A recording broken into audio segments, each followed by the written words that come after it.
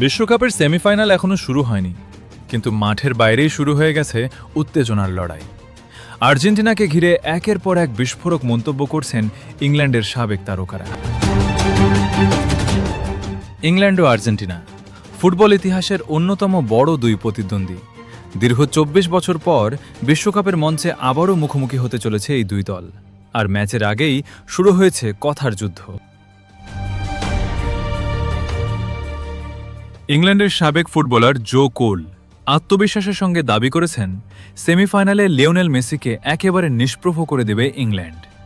জনপ্রিয় football podcast the rest is ফুটবলে তিনি বলেন, ইংল্যান্ডের লক্ষ্য হবে ম্যাচ জুড়ে মেসিকে কোনো প্রভাবই ফেলতে না দেওয়া। তবে তার এই মন্তব্যের সঙ্গে একমত হননি আরেক সাবেক ইংলিশ ফুটবলার মিকা রিচার্ডস। তিনি মনে করেন, এমন আক্রমণাত্মক মন্তব্য করার দরকার নেই। কিন্তু জো কোল নিজের অবস্থান থেকে একটুও সরেননি।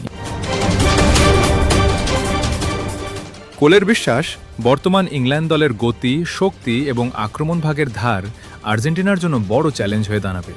তার মতে ম্যাচের নিয়ন্ত্রণ থাকবে ইংল্যান্ডের হাতেই এবং তারাই ফাইনালে জায়গা করে নেবে।